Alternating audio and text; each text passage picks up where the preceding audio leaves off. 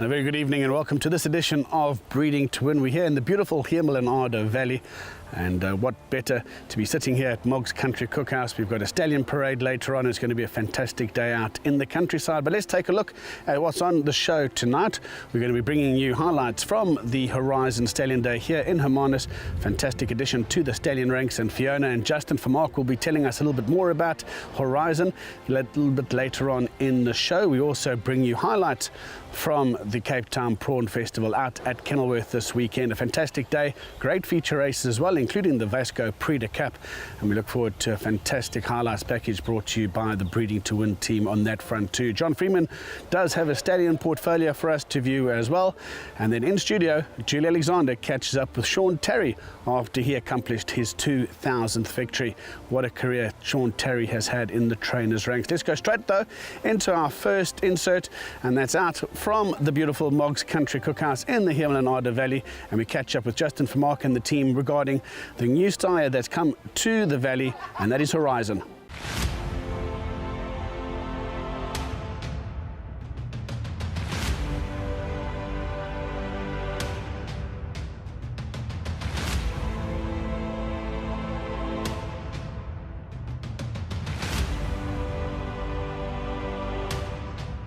Being part of a new stallion is always an exciting venture, and this is him coming here. He'll just be walking around while I speak a little bit. I'm not going to go into great depth.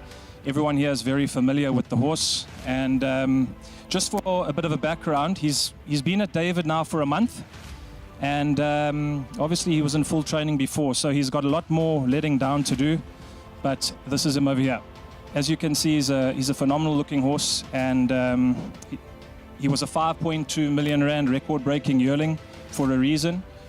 I think when new stallions go to stud, in my mind, there's always, three indicators, three principal factors to whether a horse is going to make it commercially or as a top breeding stallion, and that is pedigree, performance, and obviously the physical conformation of a horse. Now, two of those boxes he ticks with distinction. His pedigree is by Equus Champion Racehorse and Equus Champion Sire Dynasty, and his mother Sheena is by the legendary Lomitas, and she happens to be obviously the full sister to fellow Group 1 globe-trotting winning and multiple Equus Champion Sire Silvano. In the short experiment that we've seen so far with Sons of Dynasty and Silvano at stud, Vercingetorix is off to a flying start, being by Silvano, and we have the likes of Futura, who is producing phenomenal looking horses that are selling for good money in the sales ring this year. And every farm I go to, you see Futura foals and yearlings on the ground that are breathtaking, and we're seeing that in the sales results. So here we have a son at stud, a dynasty son at stud with strong presence of Silvano blood in him as well, a great combination. Now there's a good saying in business and in the market industry where all the money is made between the lines, and that's where you spot all the value. Now obviously with where this horse is priced at, he's a value horse. He's a horse that people are going to be taking punts on, and when you read between the lines of this horse's race performance, there is definitely enough indication that he had that Group 1 ability. The dogs were barking about this horse before he had his first run. Obviously his price tag helped his reputation, but he went through the divisions very well. He won the Group 3 Cartier Politician Stakes with ease, and he then went off to Durban to tackle the Group 1s there and the Vodacom Durban July. He ran a pretty good third in the Group 1 Daily News behind Group 1 winners, and afterwards exported El Sachem and Edict of Nantes. And he probably should have got a lot closer. In the Vodacom Durban July, I think he confirmed that. It's been well publicized. He was very unlucky in the running. He was inconvenienced in the straight, and he was close to half a length behind his stable companion and eventual winner Marina Resco. In that running of the Vodacom Durban July, at the same weight terms, he was only a neck behind El Sachem and Edict of Nantes, his two conquerors in the Daily News before. And I think there is good case for him that he should have been involved in the photo finish with his stablemate if he was not inconvenienced in the straight. He was pretty much low flying in the Vodacom Durban July. If I may just bring up Candice Bass, you guys were heavily involved in selecting him as a yearling when he was at Main Chance, and he probably went for a bit more than you thought the client was going to go to. Thank you, Vian, there. I was working for Main Chance, so it went a long way. But had X Factor from day one coming to the yard. Yeah, Justin, he was one of the most spectacular looking yearlings. Conformationally wise, he was pretty much perfect. Obviously a pedigree to go with it, so he was, you know, I had obviously had Pitt that arrived down here and said to me, find me the best filly and the best colt on the sale, and we thought he was the best colt on the sale, and obviously didn't expect to pay as much as we did, but at the end of the day, it didn't end up being a bad thing. But yeah, he, as I say, conformationally he was good. He's just got something about him. He's got that look about him that he just looks to me like he could be an athlete, and pedigree to go with it. So that's the reason why we did buy him. Yeah, he's got that X factor. Obviously, that filly was Live Life, so you got Live Life and Horizon from 2 picks, not too bad. Secondly, in the stables, obviously now as a racehorse, obviously being an end tire, he was a bit tricky to deal with at times and had his odd little issues and that. But in terms of athletic ability, was he showing that true ability of a Group 1 horse from the very beginning, or was it something that came with age and maturity? Do you think he was good enough to be a horse? Obviously, he's proven in the Daily News and that run in the July, where you can give us your opinion of his run in the July. But did he give that feel of a horse who had Group 1 ability?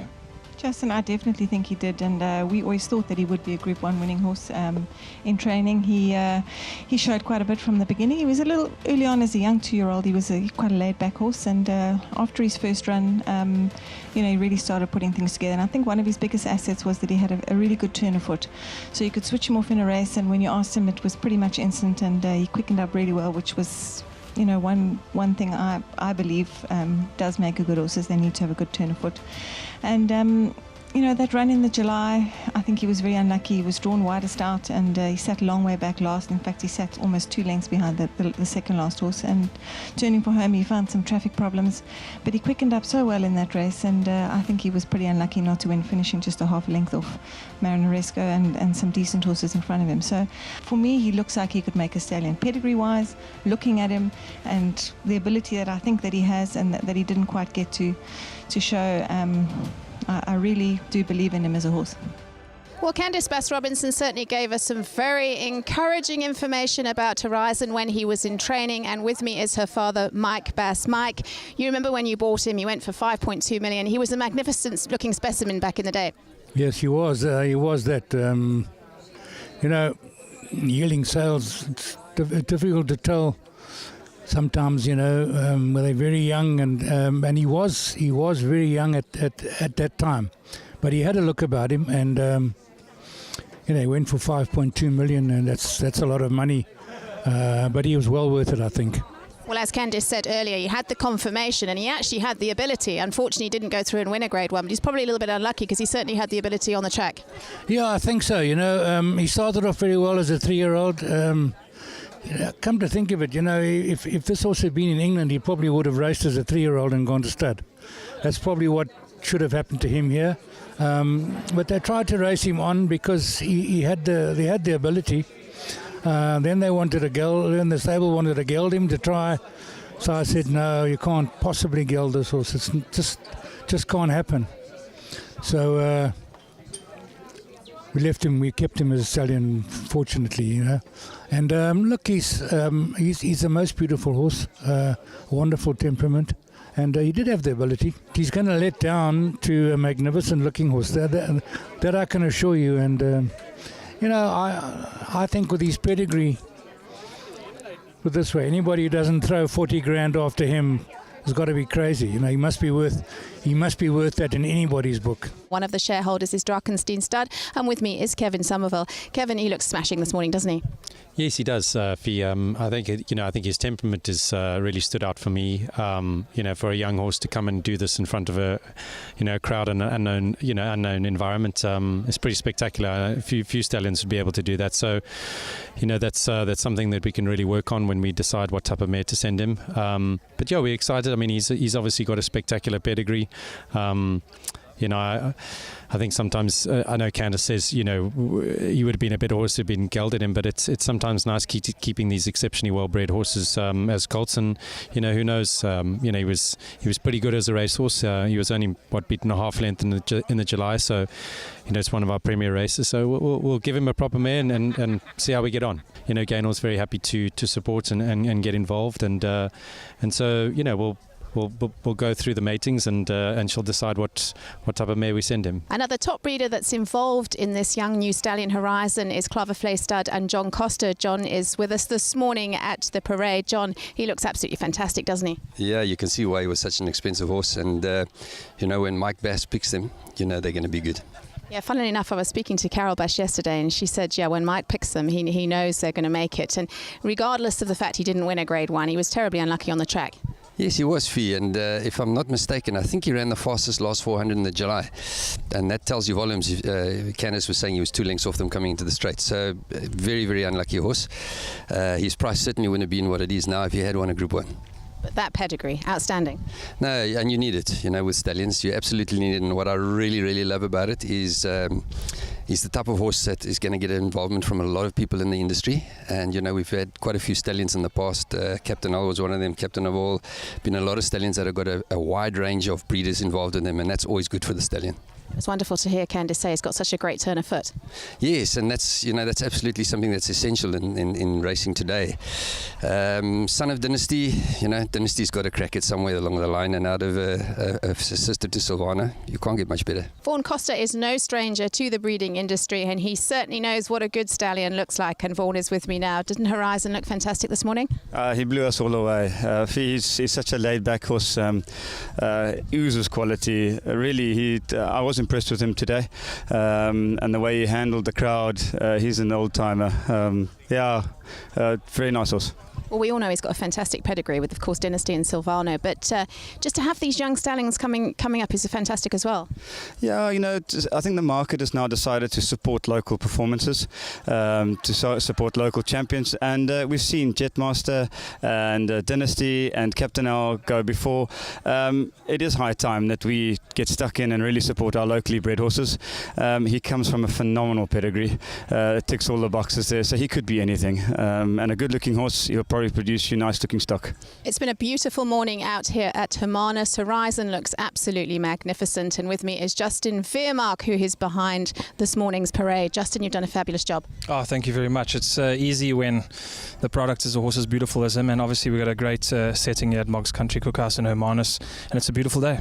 I must say, you said it all when you spoke about him in the parade, and Candace said it all. He's a horse to be really, really excited about. Not only is he good looking, he seems to have the right temperament, of course, a stunning pedigree, and he looks to be going places. And when Candace said, he's got that turn of foot, he's got a lot going for him. Yeah, I think so. Look, we touched on it at length, and like I said, without trying to quote a cheesy quote, but money and value is made or found in between the lines. And I think with this horse, when you dig into his race record, he showed that he had that athletic ability. He ran a crack in the Vodacom Durban July, and Candace touched on at length his ability in terms of what he showed at home. And if he officially got over the line in a Group 1, then we probably wouldn't have we wouldn't be associated with the horse. He'd be standing at a big farm and he'd be standing for huge money. But because he didn't get that official distinction on the race course, he's at good value. And I think and we've seen a lot of the breeders, a lot of the support and the big farms that are here that have taken shares in him. The price that he's standing at and that he's available at, he's an absolute no-brainer when you see his pedigree, number one, and when you see what a phenomenally classy horse he is. He's just got absolutely everything. He's bowled people over here, and everyone's clamoring to get pictures with him, and they're sending it off to their bosses and their partners and that type of thing. And we're just really happy. Such a professional. He showed himself so well. Mr. Bass is here, obviously, in his wheelchair, and we took him right in between the crowd up into basically to the stairs of the restaurant, and he didn't flinch for a moment. He's just a thorough professional and very excited about being part of his stud career. We're almost all the way there, but there are still shares for sale, and contact me, of course. My website, everyone knows how to get hold of me. greenstreetbloodstock.co.za is the website. You can get hold of me through there, and you can see there's been lots of marketing material out for him. So get hold of us. There are a couple of shares available. And then obviously we're selling services in him as well. So he's only at 8,000 Rand, 7 grand live foal and a grand nomination. So for those breeders taking their punts, he's a no-brainer. Well, as I said, Horizon was paraded here at Mog's restaurant this morning, but he's going to be stabled just down the road at Hemmel and Idle Stud with David Hepburn Brown, and David's with me now. David, he looked absolutely fantastic this morning. Yeah, he's actually been the most amazing horse. He's been with me for a month now. He's relaxed, he's settled in very nicely. He goes for a walk with my yearlings every day. I think he's been putting on a bit of condition through relaxing. And he's just an amazing horse to work with. I brought him here 2 days ago on his own, and we walked him around, and he was totally unfazed. As you see today, he came back here with people around, and there's not another horse in sight. Strange place, and he walked around as if he'd been here all his life. I think in another 6-8 months' time, when he's let down a lot more and furnished a lot more, I think he's going to be the most awesome-looking horse. And it's lovely to have so many top studs involved in him, and he looks to be getting plenty of support already. Yeah, I know his support's been great, and I think after today, there's been a tremendous turnout here today, and I think after today, I think a lot more people will be taking shares, because I think it's very hard at the price of 42,500 Rand to walk away from such a good-looking horse who's got a pedigree page to go with it. Absolutely. Dynasty, Silvano, it really doesn't get better than that, does it? No, it doesn't. It's our two top sires in the country. They've dominated us, apart from Captain Al, who's passed on. But they've both been at the top, and now we've got a son, so you've got both in one package. And I'd just like to say thank you very much to everybody for making the effort and to coming out here, to having a look at, seeing our valley and having a look at Horizon, and hopefully we'll go forward from here.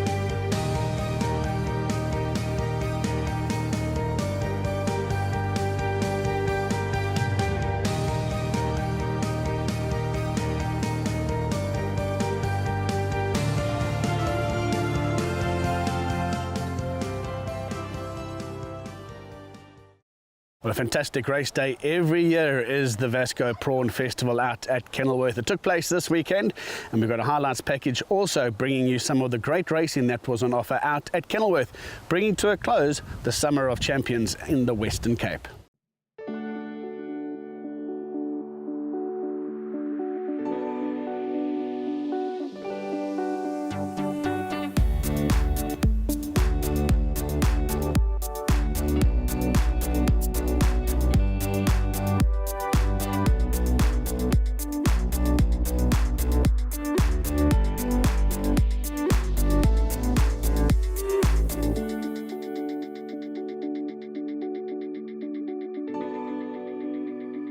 Catch Me If You Can. Ballad of the Seas racing in the middle. Jailhouse Rock, Aldato being set alight up the outside. Pacific Chestnut comes through on the inside. Dynasty's Blossom, they stacking up with just on 200 meters left to go. Aldato, Ballad of the Sea. Cedar Man is still right there. Pacific Chestnut. Then comes Dynasty's Blossom. We're into the final 100. Pacific Chestnut down the inside. Cedar Man is coming again. Pacific Chestnut, Cedar Man, Pacific Chestnut from Cedar Man. Ballad of the Sea, Aldato. Behind that came Dynasty's Blossom, Mr. Colin and Jailhouse Rock.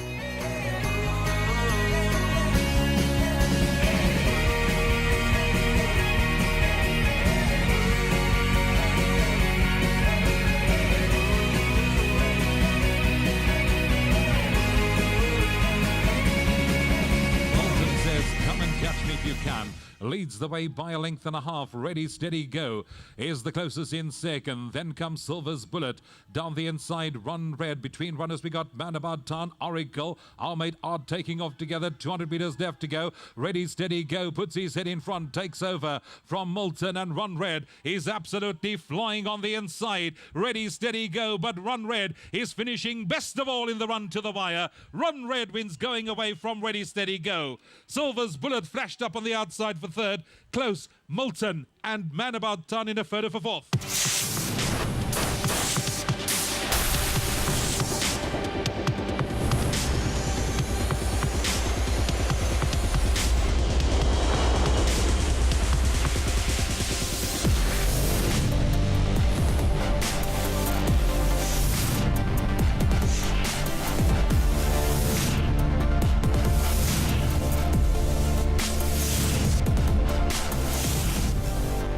Good time, Gal, behind that towards the inside. Too Fat to Fly with just on 300 metres left to go. Anime is the one they got to get to. Love to Boogie. Rose in Bloom being let down up the outside, and so too Platinum Class, deepest of all, into the final 200. Anime, Love to Boogie, Rose in Bloom, Platinum Class. It's Rose in Bloom coming at Anime. Anime finding more. Rose in Bloom gets a measure close home. Rose in Bloom from Anime, Platinum Class, and Love to Boogie.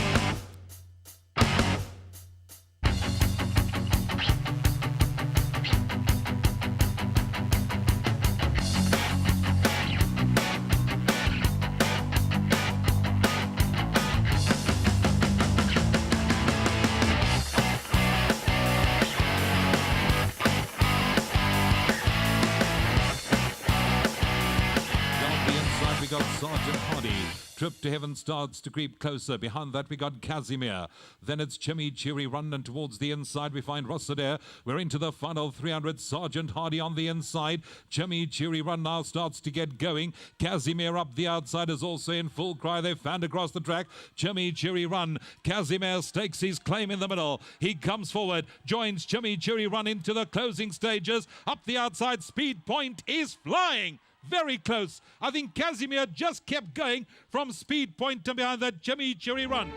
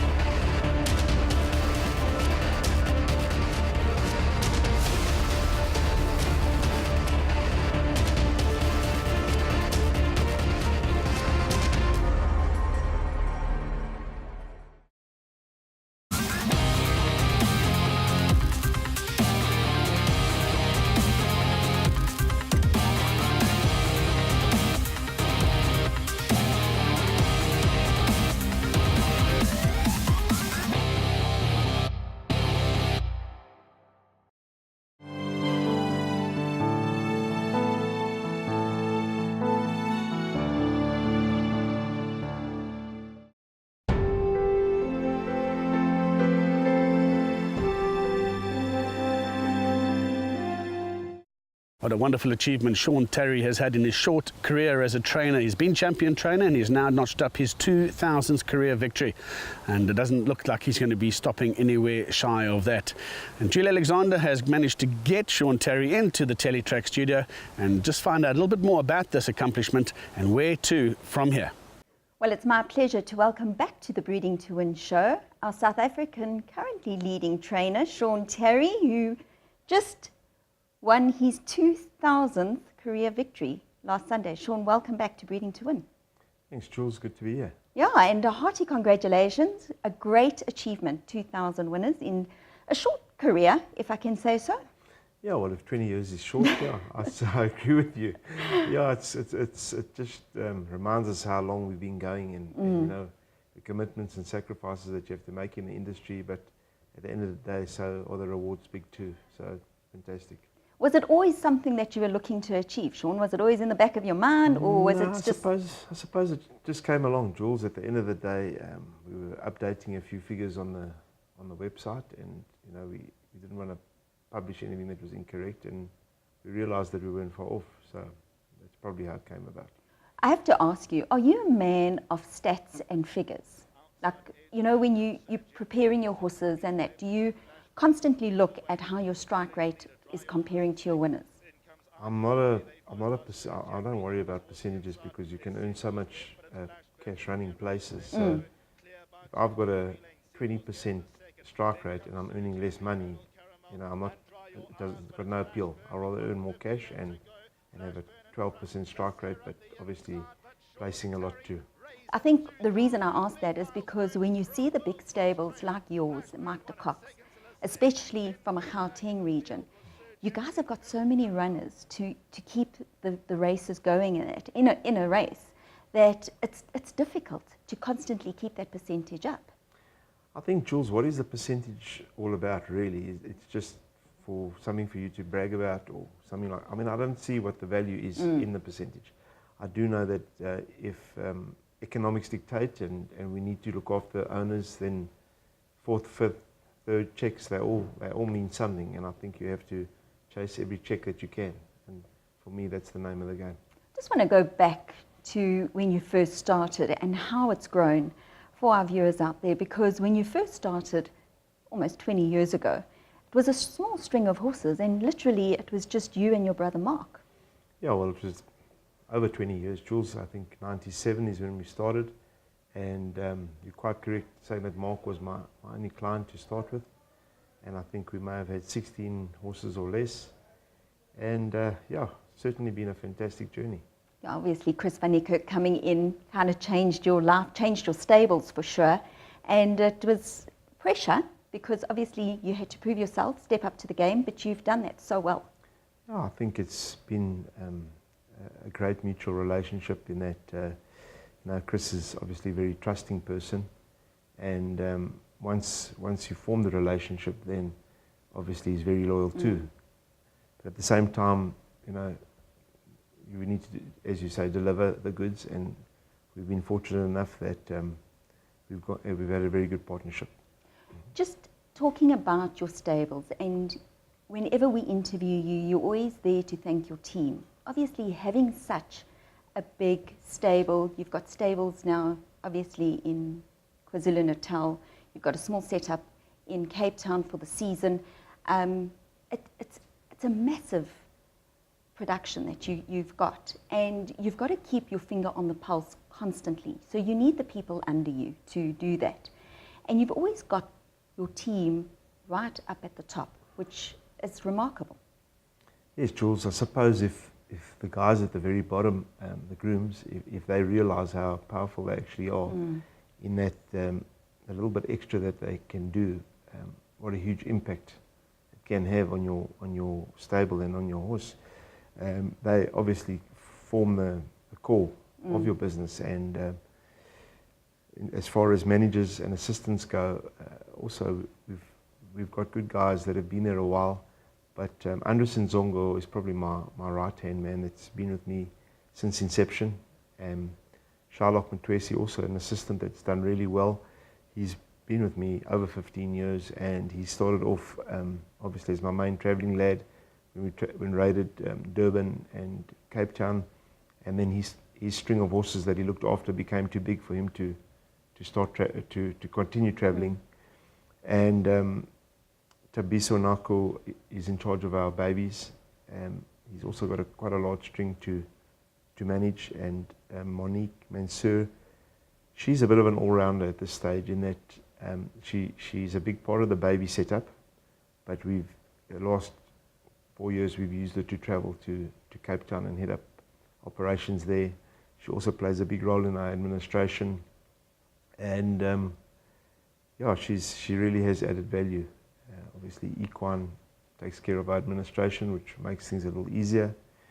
And then we've got Andy Rivas Ferrier, Kobe Tadmore Vet, and Sue Ainsworth Taylor Physio that have been with us for a long, long time, and certainly added value through the years. And then there's Baker and McVeigh, who take care of our veterinary needs when we're out of province. So yeah, it's a big setup, and basically most of the faces haven't changed since I've started training. Which certainly helps, because they get to know you, you get to know them, and you kind of work, it just grows, you know, there's no issues surrounding little niggly things. Yeah, at the end of the day, we've got a great understanding. Everybody knows that I'm captain of the ship, and you know, I have to steer it through choppy waters, and sometimes they may not be in agreement at first, but we find solutions, and we travel through the choppy storms, and great relationship, a lot of loyalty, and I couldn't do it without it. Another part of your team is obviously the stable jockey, and Lyle's now taken that place, replacing Samanga, but Samanga's still there. And I think it helps when you've got two jockeys of that caliber helping you out in the mornings. Yes, I've really had no excuses from the saddle in terms of jockeyship. Samanga's done a brilliant job for the last few years. We've still got a good understanding and a relationship, and I think the space will do us both good. But I mean, he is top jockey, and it won't be long before he's back on top. At the moment, Lyle has played himself in. He's a very hard worker, a very dedicated worker, and an easy personality to work with. He takes criticism well, and he looks to improve on what you are unhappy about. It's working really, really well at the moment. Now, I have to ask you, you've won the July, not only once, you've won it twice. You've won the Summer Cup. You've won the Met. You've almost won every graded race in South Africa. What is the one race that you haven't won that you would like to win? Jules, you know, it's hard to actually keep track of what I've won and what I haven't won, but I It's do nice know to be in that position, actually. I do know that Cape Town, I haven't won many Group 1s. I've won Cape Flying a couple of times, and obviously the Met, and you know, a couple of Group 2s. But I think, you know, they're Guineas, Paddock Stakes. Those races I obviously need to get under the belt soon. Now, I have to ask you, Sean, your goals and ambitions for the rest of your career. Obviously, it's always easy when you're training good horses, because every morning when you wake up, it's almost like a passion of yours, because that's, I know as a trainer, it's always that's what drives you, that's what motivates you. But do you set yourself goals? Have you got other goals that you would like to fulfill in your career? You know, I do set goals all the time, and you know, it keeps me focused, and obviously it gives you something to set markers for yourself along the way, and achieve those markers, and finally attain the end goal. But you know, it's a big business, and it's a big operation to keep going, and you know, you're in the public's eye, and there's a lot of criticism out there, often from your colleagues, and you have to just, you know, ignore all the sideshows and focus on your business. And my business is to train horses, to keep clients happy, and to win as many races and as much stakes as I possibly can. So it's all about winning races, and obviously winning stake money. Group 1s is what keeps us obviously hungry and passionate too. And yeah, you just got to keep a balance with those three avenues, and hopefully we'll be here for a while to come still. Overseas, has that lured you? Training overseas, having horses running there under your name? You know, Jules, I've said it many times. Obviously, I've been fortunate enough to have had a few runners overseas and have had a winner under the guidance of Mike de Kock, which is a fantastic experience. And it's not easy. It's not easy what these horses have to endure. The quarantine, the travelling. You know, you leave with 10 horses maybe. 4 of them are lucky to go all the way through. The 10 that you thought you could do something with, if they were all got lucky and they didn't have problems along the way, half of them wouldn't be good enough anyway. So it's a huge sacrifice to try and get that going, and you know, it makes me realise what a sterling job Michael's done. And if things had to change, then certainly I would give it another go. But you know, it's very, very tough the way South Africa has to go and compete on the international stage. So we'll watch that space. I mean, I'm always optimistic and positive that it will change rather sooner than later. And you know, if it does change, we will give it a go with the right horse. Obviously looking forward to seeing the season in Gauteng in full swing now, and the stable right on track for the big races. What would your challenge be this season with 1 or 2 of your bigger horses? Jules, I think challenge, you've picked a great word, because I think this is probably going to be one of my most challenging seasons. My older horses are, you know, they've been there a few years and they've done it for a long time and they've kept us afloat, and you know, the youngsters have to start stepping up. And I think Michael de Kock looks like the guy to watch this season. He seems to have all the avenues covered, and I think it is going to be challenging. The season's already under full swing, and yeah, we've got some nice horses to compete with. I don't know how many aces I've got. I may have a few Jackson Kings, but you know, we're going to have to get lucky along the way. Well, I'm sure you'll pull out 1 or 2 aces from your sleeve, Sean, no doubt. We wish you all the best for the season, and obviously going forward, you are leading, and hopefully you contain that lead to pull off another championship. Thanks, Jules. As you know, I've won many sales races, and obviously my tally is inflated with those races. So, you know, I don't think that I'm actually in front. I think it's pretty tight, and I think you know, we have to just worry about each horse and each race, and if something like that, we're in a position in June, then it would be something to look forward to. But for now, we're just trying to win races. Thank you for your time. We look forward to chatting to you again on the Breeding to Win show. Thanks, Jules. But well done to all concerned. It's a big milestone for a very popular and fantastic world-class trainer.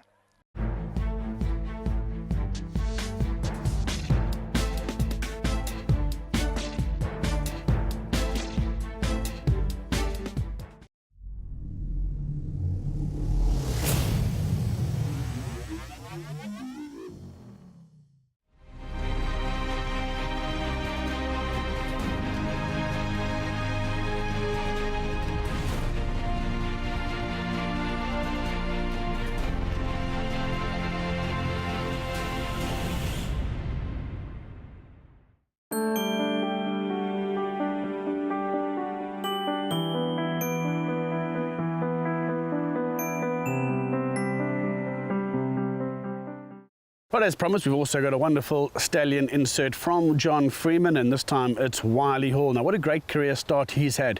I don't think he's had any runners really that have been far out of the money. He's already had his first winner, which is a bit of a surprise considering everyone expected him to have winners probably later on in his career. So a fantastic start from the son of Reader's Choice.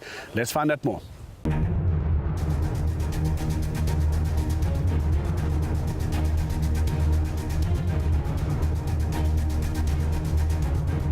Wiley Hall is the only multiple Grade 1 winning son of Australia's undisputed king of sires, Redute's Choice, at stud in South Africa. He achieved a merit rating of 119. A versatile performer who beat Turfentine 1400 meter course specialist White Line Fever at Grade 2 level, and also won the Turfentine stallion making Grade 1 South African Derby. First passed the post in 3 Grade 1 races and earned a check in 6 Grade 1 races. He is a half-brother to champion sprinter, Absolute Champion, who beat Silent Witness, breaking his own track record in the highest-rated sprint performance in the world in 2006. He is also a three-parts brother to Grade 1 Oaks winner, Anna Marto. Wiley Hall's striking hands and heels defeat of a high-class field in the Grade 1 South African Derby is especially significant because his race record combines speed and classic class. Wiley Hall, that comes together with Gothic as they pass the 200. Warhorse, here comes Talina, who's finishing strongly on the stand side. Wiley Hall is there. Gothic, Talina's on the outside, but it's Wiley Hall now coming to the lead into the closing stages from Gothic, and Wiley Hall has won the SA Derby. First past the post in the 2014 Vodacom Durban July, Wiley Hall was denied victory in the boardroom. Wiley Hall legislates now alongside. Wiley Hall legislate. Futurist flying on the inside. Here it comes. Wiley Hall perhaps ahead. Wiley Hall. He warmed up for the Grade 1 Champions Challenge with a fluent win in the Grade 2 Colorado King Stakes. Wiley Hall goes for home and he looks good for victory. Wiley Hall wins the Colorado King Stakes. And then he won the Grade 1 Premier's Champions Challenge in fine style. But it's Wiley Hall on the stand side, half the deficit, no worries. Matchmoo tries hard in the closing stages. Wiley Hall, Matchmoo tries hard, but she's not going to get that. Wiley Hall beats Matchmoo. Wiley Hall's triple champion sire, Redute's Choice, is the undisputed king of Australian sires. Wiley Hall earned a cheque in 10 stakes races, including 6 Grade 1 races.